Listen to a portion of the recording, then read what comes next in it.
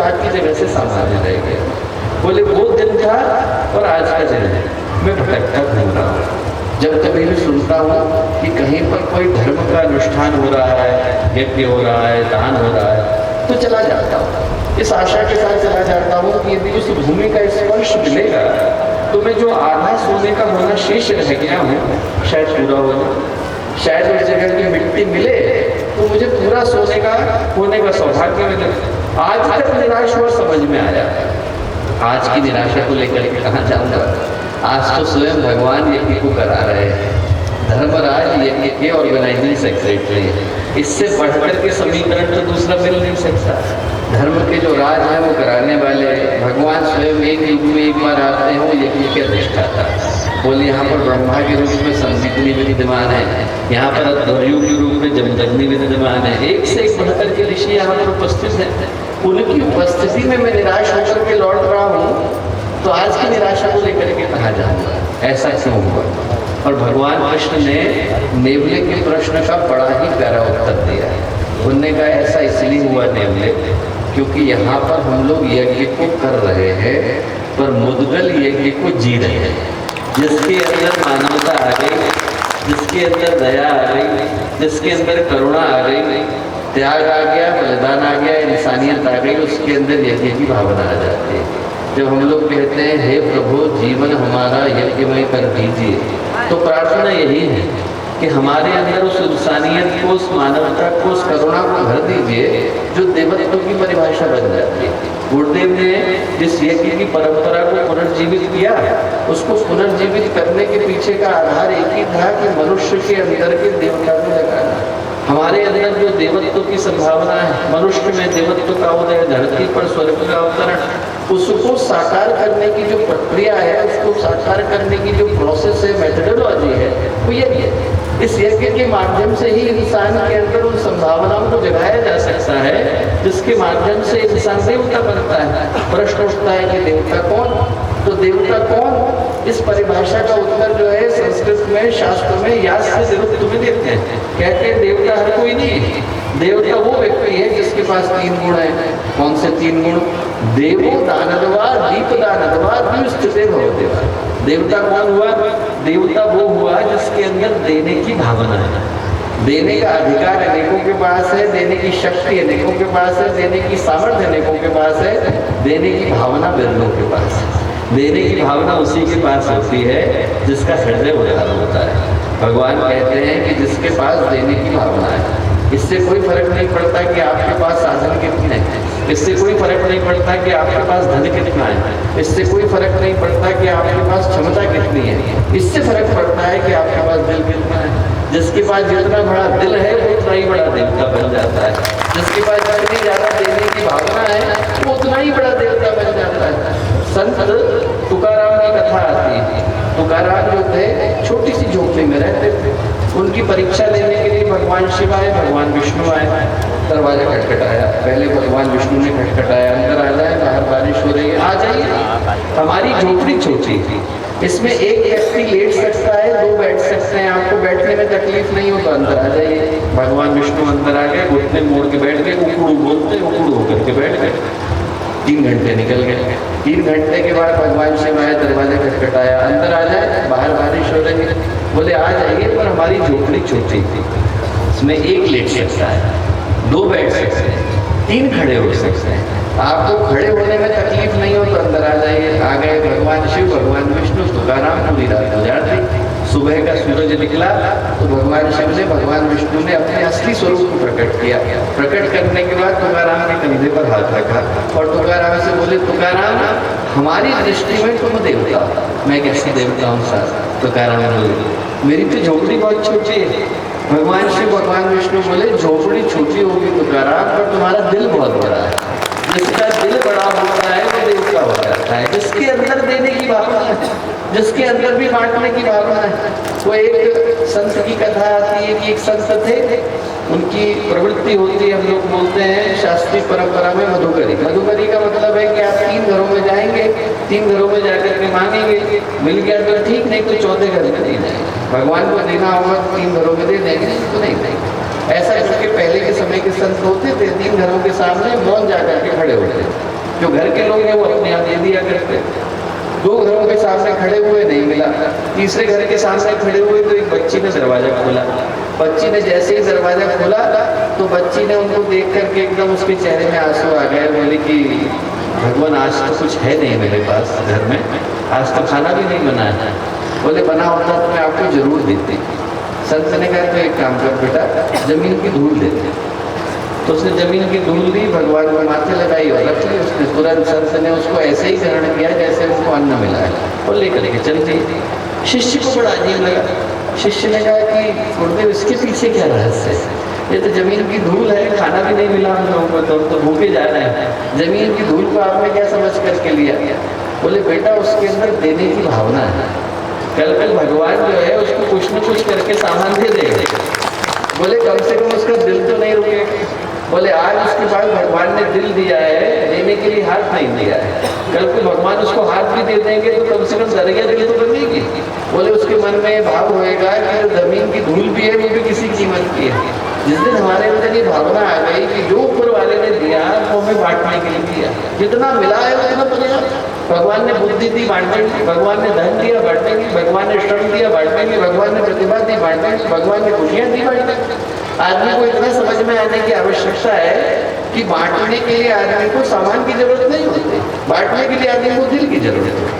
जिसके पास ये भावना आ गई उसके पास यज्ञ का मर्म आ जाता है। भगवान गीता में बोलते हैं यज्ञात भवन्ति भूतानि पर्जन्य कर्म संभव, यज्ञात भवन्ति पर्जन्य यज्ञ कर्म संभव। कहते हैं अर्जुन 2 तरह के यज्ञ संसार में चल रहे हैं। कौन से? एक तो वो जो इंसान के अंदर चल रहा है। इंसान के अंदर कौन सा यज्ञ चल रहा है? तो भगवान कहते हैं कि इंसान के अंदर वो यज्ञ चल रहा है जिसमें हाथ कमा रहा है, दे किसको रहा है? मुंह को दे रहा है। मुंह चबा रहा है, किसको दे रहा है? पेट को दे रहा है। पेट जो है उसको और डाइजेस्ट करके किसको दे देता है? आंखों को दे देता है। आंखें पूरे शरीर में फैला देती है। इनमें से कोई एक भी स्वार्थी हो जाए, हाथ कहेंगे हम कमाएंगे पर मुंह को नहीं देंगे, आदमी भूखा मर जाएगा। मुंह कहेगा कि मैं चबाऊंगा पर बाकी के शरीर को नहीं दूंगा, तो राम राम सबसे बाकी का काम ही खत्म। आदमी की जिंदगी में कुछ चलेगा नहीं। हमारे शरीर के अंदर जो चल रहा है वो भी यज्ञ चल रहा है। और भगवान कह रहे हैं कि एक तो व्यष्टि यज्ञ है जो व्यक्ति के अंदर चल रहा है, एक समष्टि यज्ञ है जो सृष्टि के अंदर चल रहा है। समष्टि यज्ञ क्या चल रहा है? नदी बह रही पर एक व्यक्ति के लिए नहीं बह रही, सबके लिए बह रही। उसमें से बादल बन रहे पर एक व्यक्ति के लिए नहीं बन रहे, सबके लिए बन रहे। बादल बरस रहे पर एक व्यक्ति के लिए नहीं बरस रहे, सबके लिए बरस रहे। वो उतार करके किसको दे रहे? धरती को दे रहे। धरती जो है अन्न को जा रही है पर एक व्यक्ति के लिए नहीं उग जा रही है, सबके लिए उग जा रही है। और ये सब मिलकर के किसको दे रहे हैं? हमें दे रहे हैं। नदी भी हमारे लिए बह रही है, बादल भी हमारे लिए निकले, सूरज भी हमारे लिए उगा हुआ है, धरती भी अभी उग जाके हमें दे रही है। हमारा काम क्या है? इन सबको देते हैं। जिस दिन हम इन सबको लौटाना शुरू करते हैं उस दिन हमारे जीवन का यज्ञ भी परिपूर्ण हो पाता है। जो हमारे जीवन की आहुति है वो इन सबको पोषित करने में, नदी को पोषित करें, वृक्ष को पोषित करें, बादलों को पोषित करें, ऊपर वाले को पोषित करें, नीचे वाले को पोषित करें, आस पास वालों को पोषित करें। जैसे ही हम पोषित करना शुरू करते हैं दोस्तों, हमारे जीवन का यज्ञ भी परिपूर्ण हो पाता है। इसीलिए गुरुदेव इस गीत के अंदर क्या कहते हैं? हे प्रभु जीवन हमारा यज्ञमय कर दीजिए, विश्व यह सारा समझ ले एक पावन यज्ञशाला। ये पूरा का पूरा विश्व ही यज्ञशाला है। आप यहाँ से उठेंगे तो आपको उपहार में क्या मिलने वाला है? यज्ञशाला मिलने वाला है। आप ये सोचिएगा कि हम लोग गए गायत्री परिवार के कार्यक्रम के अंदर तो हम क्या बने? पहली बात तो आप लोग यहाँ पर आए तो प्रमोशन हो गया। जैसे ही आप आए तो साधक के रूप में आए, याजक के रूप में आए, देवता बन करके जा रहे हैं। पहला काम तो प्रमोशन हुआ। दूसरा उपहार में यज्ञशाला मिल रही है।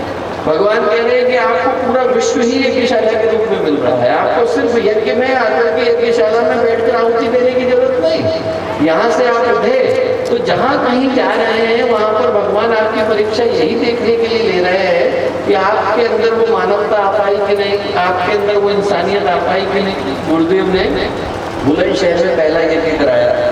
1940-41 की बात है। एक बहन थी, अभी भी है, 103 वर्ष की हो गई, वो विधवा हो गई थी। तो उन्होंने गुरुदेव को चिट्ठी लिखी। उन्होंने कहा कि गुरुदेव मैं बहुत कम उम्र में विधवा हो गई हूँ और मेरा बड़ा मन है कि हमारे घर में कोई आकर के यज्ञ करे, कोई आता नहीं है, आप किसी को भेज दीजिए। गुरुदेव ने कहा किसी को भेजने की क्या जरूरत है, मैं खुद आऊँगा। गुरुदेव साइकिल चला करके मथुरा से बुलंदशहर गए। वहाँ जाकर के घर के पीछे एक पेड़ है बरगद का, अभी भी है, बड़ा विशाल है। उसके चारों ओर गुरुदेव ने 5 कुंड की यज्ञशाला बनाई, यज्ञ करना शुरू किया। गांव के लोग डर के मारे नहीं आए, विभाग गया कौन जाकर के बैठेगा। पहली पारी हुई तो 25 लोग आकर के बैठे थे। दूसरी पारी हुई, वहाँ पर 300 लोगों की भीड़ लग गई। शाम तक होते होते वहाँ पर 5000 लोग आ गए। अगले दिन का दिन आया तो 25,000 जन की भीड़ लग गई। गुरुदेव ने कहा कि बेटा 5 कुंड की यज्ञशाला है, सब लोग यहाँ पर आकर के आहुति नहीं दे सकते हैं। बोले एक काम करो, आप लोगों का जो यज्ञ है वो सड़क पर चल रहा है, आप निकल जाओ। कोई व्यक्ति आपको दिखाई पड़ता है, कोई बहन दिखाई पड़ती है, उसकी आंख में मोतियाबिंद हो गया है, कैटरेक्ट हो गया है, उसकी आंख का ऑपरेशन कराने की आवश्यकता है, आप ऑपरेशन करा रहे हो। वो जो आपने ऑपरेशन कराया तो आपकी आहुति यहाँ आकर के यज्ञ के अंदर ला जाओ। वो जो आपने किसी एक व्यक्ति को जो तड़प रहा था, किसी की तकलीफ थी, उसकी तकलीफ को दूर किया, तो वो दूर करके से ही आपकी आहुतियाँ ले जाती हैं। मैं यही आपको कह रहा हूँ दोस्तों कि आप में से प्रत्येक का यज्ञ यहाँ से बाहर भी चल रहा है। सिर्फ हमने यहाँ आहुति दी इतना पर्याप्त नहीं, हमारा स्वाहा हमारे साथ जा रहा है, हमारे साथ जा रहा है। हर उस व्यक्ति को देखकर जो अपने जीवन के उद्देश्य से भटक गया है, भूला है, भटका है, पीड़ा में है, परेशानी में है। गुरुदेव ने गायत्री परिवार का उद्देश्य ही बताया, पीड़ा और पतन का निवारण। कोई व्यक्ति दुख में है, उसके दुख को दूर कर दें, कोई व्यक्ति भटक गया है, उसको सही राह पर ले आए। बस हमारा ये इतना सही है। हमारा ये ऐसा है जिसमें हम लोग भटके हुए को सही राह पर लाते हैं, तकलीफ वाले की तकलीफ को दूर करते हैं। और जो ऐसा करना जान जाता है उसका यज्ञ अनवरत चलता है। जिसके हृदय में भावना आ गई उसको भगवान हर जगह दिखाई पड़ता है। संत एकनाथ थे, वाराणसी के से गंगा जल लेकर के निकले, रास्ते में भगवान परीक्षा लेने के लिए गधा बन करके लेट गए। बाकी के लोगों ने गधे को देखा तो साइड से होकर के निकलने लगे। एकनाथ ने जैसे ही देखा कि गधा तकलीफ में, उन्होंने तुरंत अपना गंगा जल लिया, गधे के मुंह में डाल दिया। लोगों ने कहा कैसा आदमी, तो गंगा जल गधे के मुंह में डालता है क्या? उन्होंने कहा नहीं, अभी भी इसकी तकलीफ गई नहीं है। एकनाथ ने दूसरा लोटा लिया और वो भी डाल दिया तो बाकी के कांवड़िए तो आगे बढ़ गए। एकनाथ वापस लौटने लगे, बोले चलो वाराणसी जाते हैं, वहाँ से दोबारा गंगा जल लेकर के आते हैं। जैसे ही पीछे को मुड़े वैसे ही वो जो गधा था भगवान शिव बनकर के प्रकट हुआ। कहीं जाने की जरूरत नहीं है, रामेश्वरम हमारा जल लेने के लिए यही है। हम लोग यही सोचे कि भगवान हमारी परीक्षा लेने के लिए कदम कदम पर घूम रहा है। कोई व्यक्ति तकलीफ में है, उसकी तकलीफ को दूर कर दी, भगवान तक हमारी यज्ञ की आहुति पहुँच जाएगी। कोई व्यक्ति कष्ट में है, उसके कष्ट को दूर कर दिया, भगवान तक हमारी आहुति पहुँच जाएगी। जो हमारा गायत्री मंत्र है, जो हमारा स्वाहा है, वो लोगों के कष्ट को दूर कर देता है। अंत में बस एक कहानी सुना करके बात को समाप्त करूंगा। नामदेव थे, नामदेव रोटी बना रहे थे। भगवान जो है कुत्ता बन करके आए और रोटी छीन करके भागे। जैसे ही रोटी छीन करके भागे तो और कोई होता तो कुत्ते को डंडा लगाता। नामदेव गए चौके के अंदर, तुरंत जाकर के घी लेकर के आए और कुत्ते के पीछे भागे। बोले चुपड़ने तो नीचे है, सूखी रोटी ले जा रहे हैं। भगवान इसी रूप में आए। हम लोग को यही सोचने की आवश्यकता है कि भगवान तो कदम कदम पर है। भगवान को कौन सा परीक्षा लेने के लिए परीक्षा हॉल खोलने की जरूरत है? पूरी दुनिया ही नहीं है। जिनकी पूरी दुनिया है वो किसी भी रूप में हमारी परीक्षा ले सकते हैं, और इस रूप में ले सकते हैं कि हमारे अंदर यज्ञ की जो फिलॉसफी है, यज्ञ का जो तत्व दर्शन है, वो कहीं गहरे में आया है। आज का दिन इसी पुकार को लेकर के आया कि जब हम लोग संस्कृत ग्राम धीरी के अंदर हैं तो यहाँ पर संस्कृत ग्राम के अंदर संस्कृति की पुकार अनिवार्य हो जाती है। भारतीय संस्कृति का जो आधार है वो यज्ञ है। देव संस्कृति के निर्माता ये भी होता है गायत्री माता। गुरुदेव ने कहा दो ही चीज़ें हैं जो मिलकर के देव संस्कृति का निर्माण करती हैं। गायत्री मंत्र सद्भाव को जन्म देता है, गायत्री का यज्ञ सत्कर्म की प्रेरणा बनता है। दोनों मिलकर इंसान के व्यक्तित्व को देवता के व्यक्तित्व में बदल पाते हैं। वो हमारे जीवन में संभव हो सके ऐसी प्रार्थना पूज्य गुरुदेव से, वंदनीय माता जी से आज के शुभ दिन की आप लोगों को पुनः बहुत सारी शुभेच्छाएं, मंगल कामनाएं और शुभकामनाएं। बोले परम पूज्य गुरुदेव जी, दोनों हाथ ऊपर उठा करके ताली बजाइए। इतने व्यस्ततम समय में से समय निकालकर आज वह दूसरा जीवन जीने की कला हमने सीखी और यज्ञ रूपी यहाँ से ज्ञान प्रसाद को आपको घर घर तक ले जाना है, ऐसा संकल्प दिला करके यहाँ से परम हमारे डॉक्टर साहब जा रहे हैं। बोले हम बदलेंगे, हम सुधरेंगे। अब यहाँ से हमारे श्री महेश केवट जी और उनकी टीम यहाँ पर आ रही है। युग निर्माण सत्संकल्प संस्कृत में यहाँ पर अनावरण किया जा रहा है। आप सभी परम पूज्य गुरुदेव कहते थे बेटा, पूज्य गुरुदेव सती शतम पुस्तकालय कस्य प्रचारार्थम, उन्होंने झोला पुस्तकालय ज्ञान पट चलाया। और ऐसे में हम सभी को युग निर्माण सत्संकल्प जो हमारी थाती है, इसको घर घर तक पहुंचाना है। प्रत्येक घर में युग निर्माण सत्संकल्प लगा होना चाहिए, ऐसा संकल्प लेकर के यहाँ से जाना है। इसे प्रतिदिन पढ़ें, इसकी प्रेरणा को ग्रहण करें। और यहाँ के संयोजक मंडल को परम सम्मानीय डॉक्टर साहब देवी स्थापना का चित्र दे रहे हैं।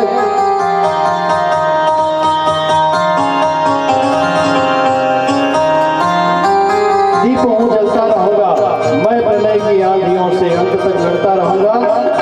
और ऐसे ही संकल्प को लेकर के हम सभी को जाना है। युग निर्माण योजना की यह जल की लाल मशाल है, नामुमकिन है इसे बुझाना, यह अंतस की ज्वाल है।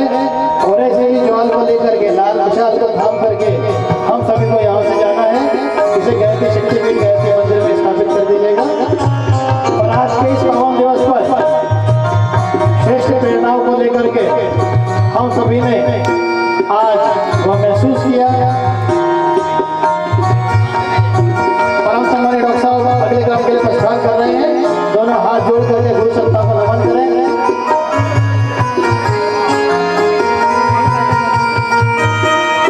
दोनों हाथ जोड़ करके उस परम सत्ता को, गुरु सत्ता को भावभरा नमन करें।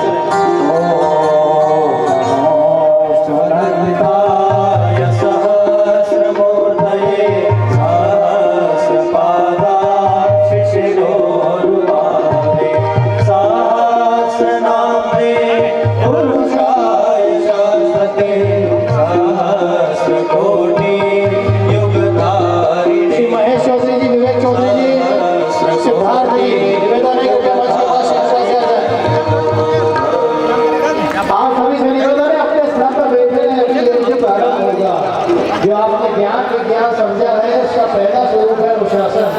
अनुशासन पूर्वक हम सभी यहाँ पर अपने स्थान पर बैठे रहेंगे।